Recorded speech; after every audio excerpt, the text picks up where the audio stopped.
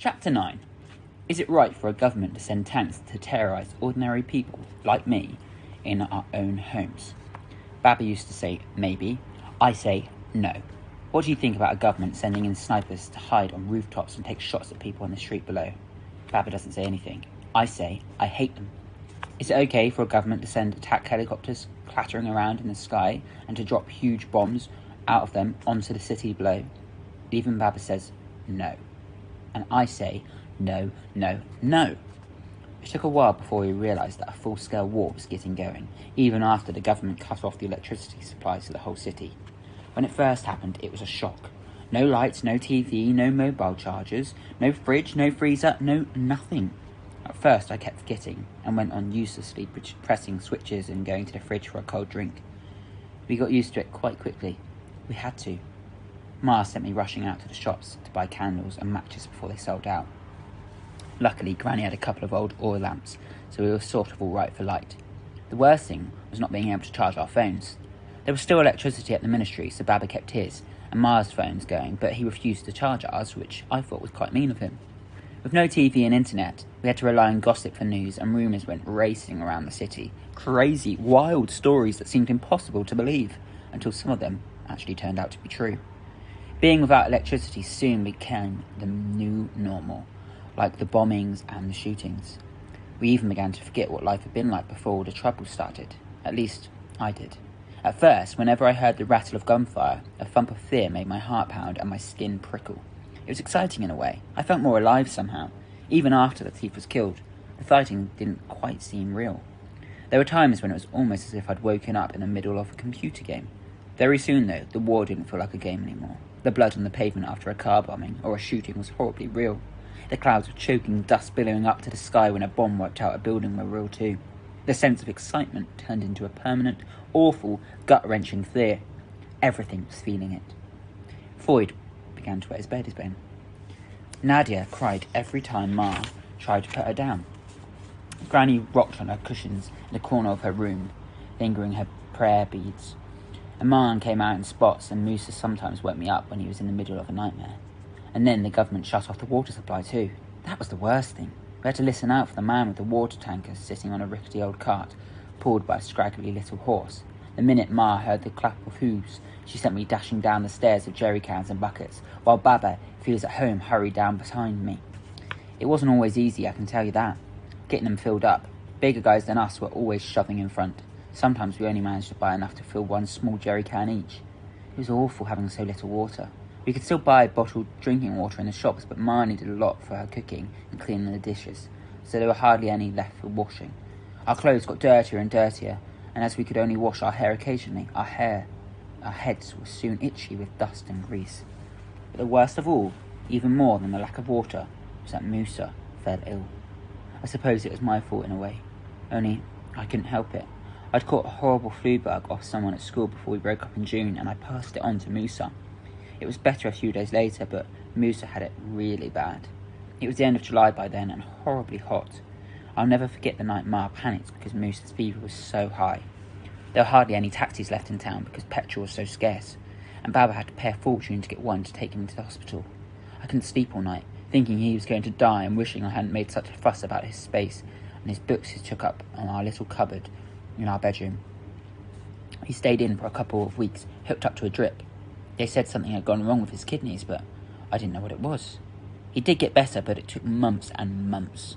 Even when he came home, he was weak as a baby rabbit, and so depressed, it made me feel miserable just to look at him.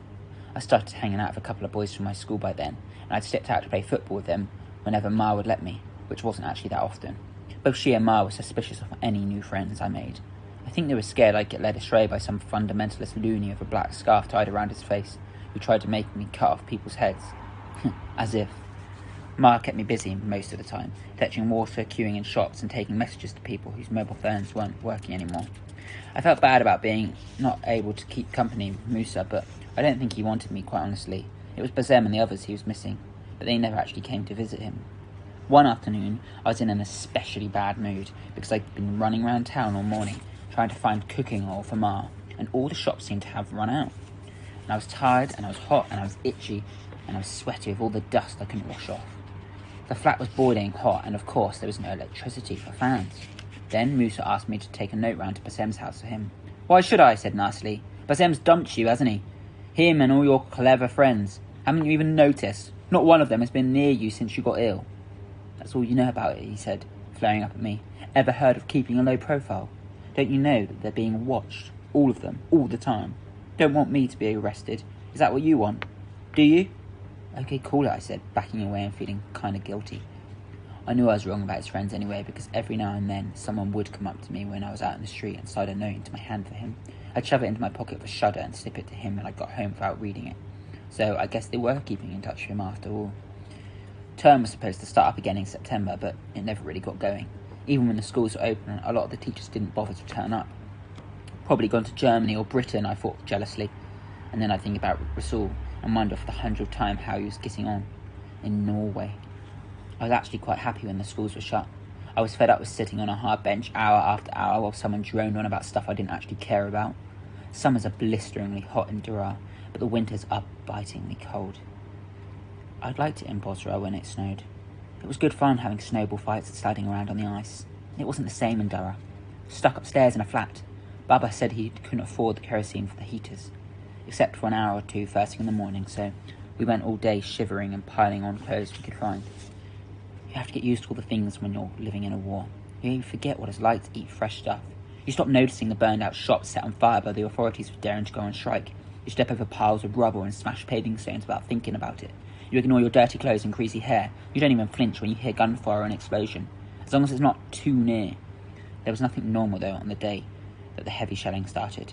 It was February by now, and we'd been in Dara for nearly a whole year. Musa, who was completely better at last, had gone off on his own. He'd given Ma the same old lies about going to borrow a book from a friend, but he didn't fool me. I knew he was back plotting with Basem and the others. There'd been rumours for a while about troops bringing big guns up outside the city. They'd made Baba fiddle nervously with the buttons on his jacket, the way he always did when he was upset. For days, Ma had sent me out to queue at every shop in the neighbourhood, trying to build up stocks of food, but my bags were nearly always half empty when I came home. You didn't give me enough money, Ma, I said. I got the rice like you said, but there wasn't enough for tea. She'd go on at Baba when he got home from work. What do you want me to do, she'd say, her voice rising. Feed your family on air? I can't work miracles. The first weird thing that day was that Baba was at home. He'd gone out to work first thing, but he'd come back soon after, saying that the Ministry of Agriculture was closed. Ma had a fright when she saw him come through the door. What's happened? Has somebody died? Without answering, Baba sat down heavily on the sofa. A few months ago, he'd have started at one of his lectures about how the president was working day and night for the good of the country and the terrorists were going to be defeated and so on. All he said now was, there's going to be trouble today. Ma clasped her hands to her chest. I knew it. I felt it suddenly half an hour ago. I shouldn't have let Musa go out. Baba turned on her. What? Musa's out. You let him go out? Ma looked guilty. He said he wanted to borrow a book from a friend. You know how depressed he gets. I couldn't... Baba whacked his fist down on the arm of the sofa. Today of all days. Are you mad? I'm sorry, Abiti. I didn't know. I'll have to fetch him back, Baba said furiously. Where does his friend live? Oma knows. My stomach jumped. How could I leave Baba, a government employee, to Basem's house? If anything happened, I'd be accused of betraying the cause, and Musa would never forgive me. Tell me where this fellow lives, Baba said impatiently. Ma gave a little scream. No, Hamid, don't leave us. What'll happen if all of us get killed? I'll go, I said quickly, leaping to the door and shoving my feet as fast as I could into my trainers. I'll bring him home straight away. No, Baba said, frowning. It's not safe for boys out there. Musa will have to look after himself. You shouldn't have let him go, Layla. I told you. It's not far, he said quickly. It won't take long. I saw a struggle in Ma's face, and I guessed she was weighing up whether she cared more about Musa getting home safely or me getting my head blown off. Musa won, like he always did. Let him go, Hamid, she pleaded, touching Baba's arm. Musa can't run. He needs his brother.